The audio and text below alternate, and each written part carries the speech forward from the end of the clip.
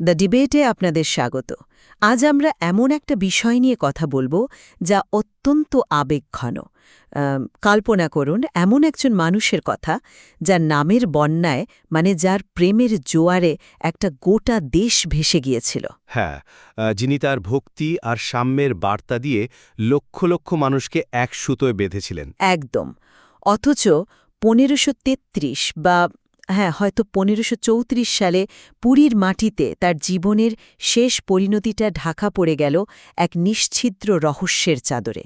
মন্দিরের কপাট বন্ধ হল আর তিনি চিরকালের মতো অদৃশ্য হয়ে গেলেন। আর তারপর সবচেয়ে আশ্চর্যের বিষয় হল প্রায় ৫০ বছর ধরে বাংলা আর ওড়িশায় কীর্তনের সুর পুরোপুরি স্তব্ধ হয়ে গেল। ঠিক তাই আজ আমরা শ্রী চৈতন্য মহাপ্রভুর জীবনের শেষ দিনগুলো তার অন্তর্ধানের সেই অমীমাংসিত অধ্যায় নিয়ে আলোচনা করব।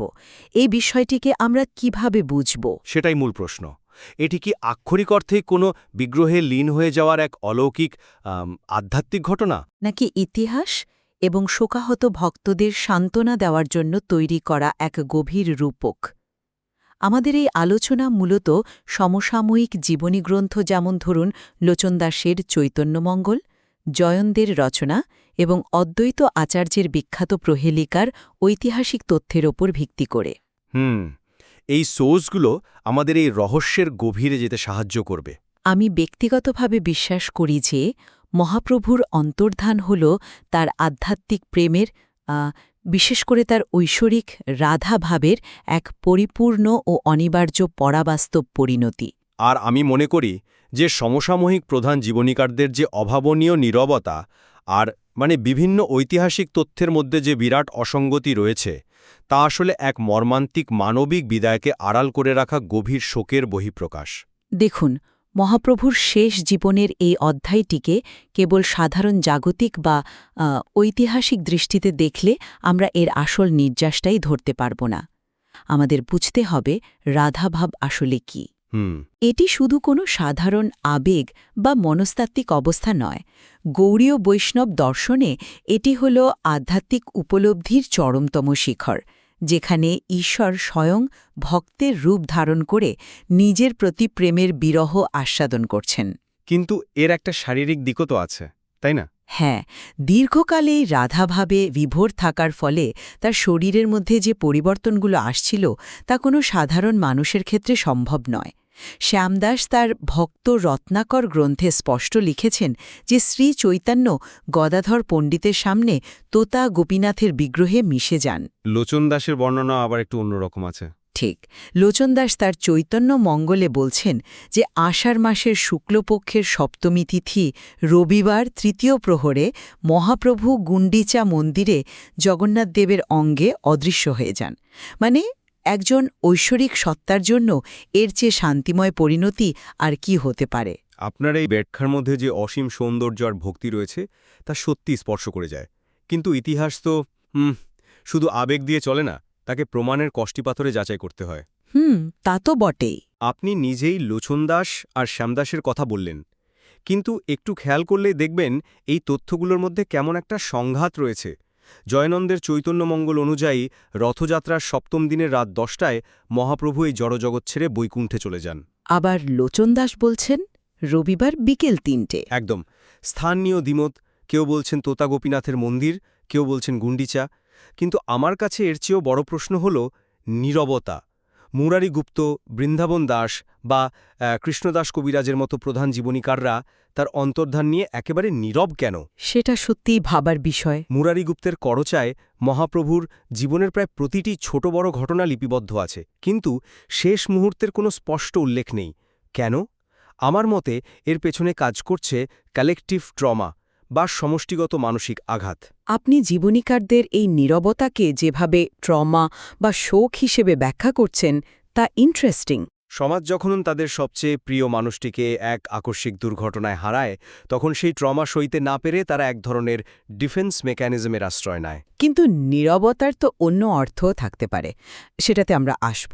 তবে তার আগে আমাদের বুঝতে হবে মহাপ্রভু সেই সময়ে ঠিক কোন মানসিক এবং আধ্যাত্মিক স্তরের মধ্যে দিয়ে যাচ্ছিলেন। আপনি অদ্বৈত আচার্যের বার্তার কথা বলছেন? ঠিক ধরেছেন। অদ্বৈত আচার্য নবদ্বীপ থেকে জগদানন্দ পণ্ডিতের মাধ্যমে একটি বিখ্যাত প্রহেলিকা বা সাংকেতিক শ্লোক পাঠিয়েছিলেন। শ্লোকটি ছিল, বাউলকে কহিয়া লোক হইল আউল, বাউলকে কহিয়া হাটে না বিকাই চাউল। বাউলকে কহিয়া কাজে নাহি কাউল, বাউলকে কহিয়া ইহা কহিয়াছে বাউল। একদম। এর অর্থটা একবার ভেবে দেখুন তো। এখানে বাউল মানে উন্মত্ত প্রেমিকের কথা বলা হচ্ছে। অদ্বৈত আচার্য মূলত বোঝাচ্ছেন যে শ্রীচৈতন্যের নাম প্রেমের বন্যায় সারা দেশ ভেসে গেছে।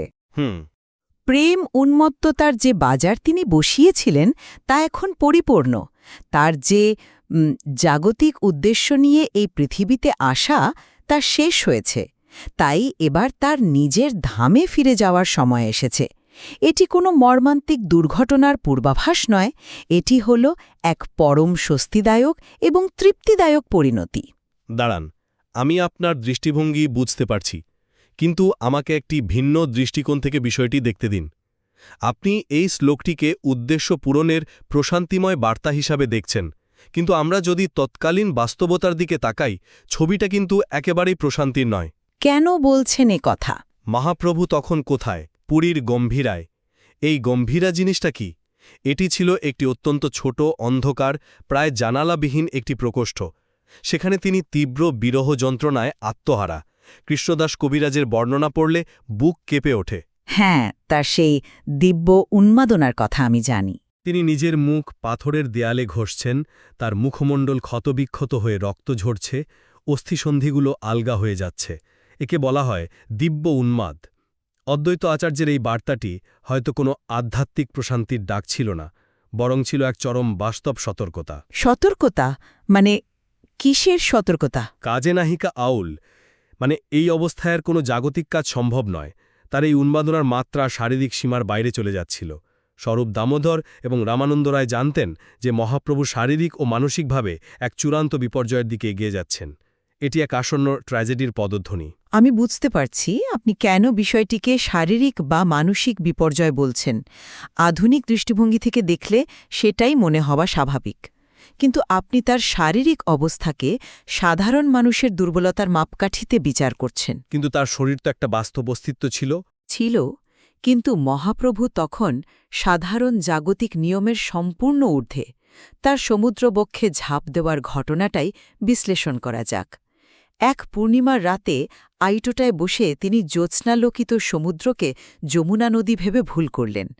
বাহ্যজ্ঞান হারিয়ে তিনি উত্তাল সমুদ্রে ঝাঁপ দিলেন। হ্যাঁ, এই ঘটনাটা অত্যন্ত রোমহর্ষক। ঘণ্টার পর ঘণ্টা তিনি ঢেউয়ের তালে কখনো ডুবছেন, কখনো ভাসছেন। সাধারণ মানুষ হলে তো কিছুক্ষণই ডুনো যেত। শেষে এক জেলের জালে তিনি ধরা পড়লেন। আর সবচেয়ে আশ্চর্যের বিষয় হল, সেই জেলে যখন তাকে মৃতদেহ ভেবে স্পর্শ করে, তখন জেলের শরীরেও প্রেমাঞ্জলি বিদ্যুতের মতো খেলে যায়। সেও হরিনাম করতে থাকে। হ্যাঁ, এই ঘটনাটি কোনো সাধারণ মানুষের শারীরিক ভঙ্গুরতার প্রমাণ নয়, বরং এটি স্পষ্টভাবে প্রমাণ করে যে মহাপ্রভু তখন জাগতিক পদার্থবিদ্যার নিয়মের বাইরে চলে গিয়েছিলেন। তার শরীর তখন সাধারণ কোনো জৈবিক শরীর ছিল না। তাই এমন এক ঐশ্বরিক সত্তা যদি মন্দিরের ভেতরে গিয়ে বিগ্রহে লীন হয়ে যান, তবে সেটাই তো সবচেয়ে স্বাভাবিক পরিণতি। এটি একটি জোরালো যুক্তি, কিন্তু আপনি কি ভেবে দেখেছেন এর অন্তর্নিহিত বিপদটা কতটা মারাত্মক ছিল? একবার একটা উপমার কথা ভাবুন। আচ্ছা, বলুন।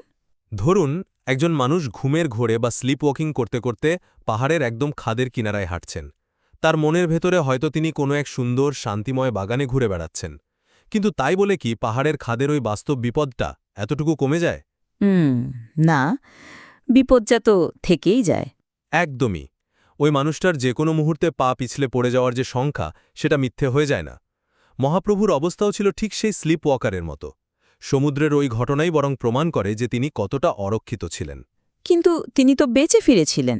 অলৌকিক মনে হতে পারে, কিন্তু সেই রাতে স্বরূপ দামোদর এবং রামানন্দ রায় তাকে হন্যে হয়ে সারা সমুদ্র সৈকতে খুঁজছিলেন। কেন? কারণ তারা জানতেন যে কোনো মুহূর্তে একটা ভয়াবহ জাগতিক দুর্ঘটনা ঘটে যেতে পারে। এই ভঙ্গুর অবস্থাই আমাদের বলে দেয় যে তার চূড়ান্ত অন্তর্ধান এভাবেই কোন এক গভীর ভাবদশার মধ্যে ঘটে যাওয়া এক ট্র্যাজিক জাগতিক দুর্ঘটনা হওয়ার সম্ভাবনাই সবচেয়ে বেশি। কিন্তু যদি সেটা নিছকই কোনো দুর্ঘটনা হতো তবে সমসাময়িক লেখকরা কেন বিশেষভাবে তোতা গোপীনাথ বা গুন্ডিচা মন্দিরের কথা উল্লেখ করলেন? তারা তো সমুদ্রের কথাও বলতে পারতেন। কারণ সমুদ্রে কথা বললে সেই ঐশ্বরিক ভাবমূর্তিটা হয়তো ক্ষুণ্ণ হতো। কিন্তু আপনি কি সচিমাতা এবং বিষ্ণুপ্রিয়ার হৃদয়বিদারক বিরহের কথা একবার ভেবে দেখেছেন? বিষ্ণুপ্রিয়া দেবী এত অল্প বয়সে একা হয়ে গিয়েছিলেন। গদাধর পণ্ডিতের সামনে মহাপ্রভুর বিগ্রহে লীন হয়ে যাওয়ার যে বর্ণনা, তা এই শোকাহত ভক্তদের এক পরম সান্ত্বনা দেয়। হ্যাঁ, সান্ত্বনা তো দেয় বটেই। এই অলৌকিক অন্তর্ধান শুধু সমাজকে ভুল বোঝানোর জন্য তৈরি করা একটা মেথ হতে পারে না। এটি এই বিশ্বাসকে প্রতিষ্ঠিত করে যে তাদের প্রিয় ঈশ্বর মারা যাননি, তিনি অনন্তের মাঝে ফিরে গেছেন। যদি এটি সাধারণ মৃত্যুই হতো, তবে তারা কি এত সহজে সেটি মেনে নিতে পারতেন? ক্ষমা করবেন, কিন্তু আমি এই যুক্তিটা ঠিক মানতে পারছি না। আপনি বলছেন এই রূপক বা মেধ তাদের শোক অতিক্রম করতে সাহায্য করেছিল, কিন্তু তারা সহজে মেনে নিয়েছিলেন। ইতিহাস কিন্তু একেবারেই তা বলছে না। কেন? ইতিহাস কি বলছে? দীনেশচন্দ্র সেনের মতো প্রখ্যাত গবেষক স্পষ্টভাবে উল্লেখ করেছেন যে এই আকস্মিক অন্তর্ধান বৈষ্ণব সমাজে এতটাই বড় আঘাত হেনেছিল, এতটাই গ্রেট শক ছিল যে প্রায় ৫০ বছর ধরে বাংলা ও ওড়িশায় কীর্তন স্তব্ধ হয়ে গিয়েছিল। ৫০ বছর। একবার চিন্তা করুন যে মানুষটি সারা দেশকে হরিনামে মাতালেন, যার জন্য রাস্তায় রাস্তায় উদ্দাম কীর্তন হতো, তার বিদায়ের পর টানা ৫০ বছর কোনো কীর্তন শোনা গেল না। যদি সত্যিই তিনি বিগ্রহে মিলিয়ে যেতেন, যদি সেটা এতই মহিমান্বিত এক ঐশ্বরিক ঘটনা হতো, তবে তো ভক্তরা আনন্দে মহিমায় দ্বিগুণ উৎসাহে কীর্তন করতেন। তাহলে আপনার মতে ঠিক কি ঘটেছিল বলে আপনি মনে করেন? দেখুন, ১৬শ শতাব্দীর ওড়িশায় তখন রাজনৈতিক পরিস্থিতি খুব একটা শান্ত ছিল না। গজপতি প্রতাপরুদ্রদেবের রাজত্বকাল, মন্দির পরিচালনার রাজনীতি, রাজায় রাজায় দ্বন্দ্ব ছিল। এর মধ্যে মহাপ্রভুর মতো প্রভাব বিস্তারকারী ব্যক্তিত্ব হঠাৎ করে হারিয়ে যাওয়াটা খুব স্বাভাবিক নয়। আপনি কি কোনো রাজনৈতিক চক্রান্তের দিকে ইঙ্গিত করছেন? আমি বলছি না যে নিশ্চিতভাবেই কোনো গুপ্ত হত্যা হয়েছিল, কিন্তু ইতিহাস সেই সম্ভাবনাকে পুরোপুরি উড়িয়ে দিতে পারে না। হয়তো সমুদ্রে ডুবে যাওয়া বা হয়তো কোনো চক্রান্তের শিকার হওয়া। বাস্তব সত্যটা এতটাই ভয়াবহ ছিল যে জীবনীকাররা সেটা লিপিবদ্ধ করার সাহস পাননি বা সেই ট্রমা তারা নিতে পারেননি। তাই এই বিগ্রহে লীন হওয়ার রূপকটি তৈরি হয়েছিল। রাজনৈতিক চক্রান্তের তত্ত্বটা একটু বেশি দূর নিয়ে যাওয়া হচ্ছে বলে আমার মনে হয়। আপনি মানুষের জাগতিক রাজনীতির কথা ভাবছেন, কিন্তু ভক্তি এবং আধ্যাত্মিকতার যে নিজস্ব একটা মেকানিজম আছে সেটা এড়িয়ে যাচ্ছেন। আমি তো ভক্তিকে অস্বীকার করছি না। আপনি জীবনীকারদের নীরবতাকে ভয় বা ট্রমা বলছেন, কিন্তু আমি একে দেখছি অসীম শ্রদ্ধার প্রকাশ হিসেবে। শ্রীচৈতন্যের জীবন পুরোটাই তো এক অলৌকিক প্রেমের প্রকাশ। মন্দিরের কপাট বন্ধ হয়ে যাওয়া আর ভেতরে মহাপ্রভুর অদৃশ্য হয়ে যাওয়া, এই দৃশ্যটি হয়তো বাইরের মানুষের চোখের আড়ালে ঘটেছিল বলেই জীবনীকাররা এর জাগতিক বিবরণ দিতে চাননি। রহস্যকে রহস্য হিসেবেই রেখে দিতে চেয়েছিলেন। ঠিক তাই, কারণ তারা জানতেন অনন্তকে শব্দের সীমায় বাঁধতে গেলে তার মাহাত্ম্য ক্ষুণ্ণ হয়। মহাপ্রভুর এই লীন হয়ে যাওয়া কোনো মিথ নয়, এটি হল তার সেই চূড়ান্ত আধ্যাত্মিক অবস্থার বাস্তব প্রকাশ, যাকে জাগতিক চোখে বিচার করা যায় না। আপনার কথা সূত্র ধরেই বলি, অনন্তকে শব্দের সীমায় বাঁধার চেষ্টা জীবনীকাররা কিন্তু আগে করেছেন। গম্ভীরার কষ্ট, সমুদ্রের ঘটনা সবই তো তারা নিখুঁতভাবে লিখেছেন। সেটা ঠিক। রহস্যকে রহস্য হিসাবে রেখে দেওয়ার প্রবণতা তখনই আসে যখন বাস্তব সত্যটা হজম করা খুব কঠিন হয়। আমি মোটেই বলছি না যে তার প্রতি ভক্তদের প্রেম মিথ্যে ছিল, কিন্তু মানব সমাজ যখনই তাদের আরাধ্য কোনো নেতাকে হঠাৎ হারায়, তখন তারা এই মনস্তাত্ত্বিক টানাপোড়েন মেটাতে এইভাবেই মিথ্যের জন্ম দেয়। আমাদের আলোচনা আজ এক দারুণ জায়গায় এসে দাঁড়িয়েছে। ঐতিহাসিক সত্যের কঠোরতা বা অলৌকিক বিশ্বাসের প্রশান্তি, যেদিক থেকেই দেখি না কেন, শ্রীচৈতন্যের অন্তর্ধানের সেই মুহূর্তগুলো আজও আমাদের জন্য এক গভীর রহস্য। একদম। কিন্তু একটি বিষয় অনস্বীকার্য, মহাপ্রভুর জীবনের শেষ দিনগুলো আমাদের শিখিয়ে যায় প্রেমের গভীরতা আসলে কাকে বলে। তার অন্তর্ধানের ঐতিহাসিক সত্য যাই হোক না কেন, তার রেখে যাওয়া প্রেম, ভক্তি এবং সান্ত্বনার বাণী আজ অসংখ্য মানুষের হৃদয়কে শান্ত করে। একদমই তাই। ইতিহাসের এই নিশ্ছিদ্র নীরবতা আর ভক্তির এই অনন্ত আতিশয্য দুটোই হয়তো সত্যের এক একটা দিক। রূপক হোক বা বাস্তবতা, শ্রীচৈতন্যের জীবন মানব সমাজের জন্য এক অনন্ত প্রেরণা এবং এক গভীর সান্ত্বনার জায়গা। হ্যাঁ, আর শ্রোতাদের নিজেদের মতো করে এই ঐতিহাসিক ও আধ্যাত্মিক রহস্যের অর্থ খুঁজে নিতে হবে, কারণ সত্য হয়তো লুকিয়ে আছে ভক্তি আর বাস্তবতার ঠিক মাঝামাঝি কোথাও। সেই উত্তাল সমুদ্র আর মন্দিরের শান্ত গর্ভগৃহের মাঝের কোনো এক বিন্দুতে। আমরা দৈনন্দিন জীবনের বিশৃঙ্খলা থেকে দূরে আপনাদের জন্য একটি শান্তিময় এবং আরামদায়ক পরিসর তৈরি করছি। আমরা প্রতিদিন শর্টস এবং নিয়মিত ভিডিও পোস্ট করি, তাই আমাদের চ্যানেলটি সাবস্ক্রাইব করতে ভুলবেন না। Follow us on Insta, Facebook, Silhouette Lores. Check out our webpage, silhorels.github.io. Contents by Bineet Ghosh. All rights reserved. C. Bineet Ghosh.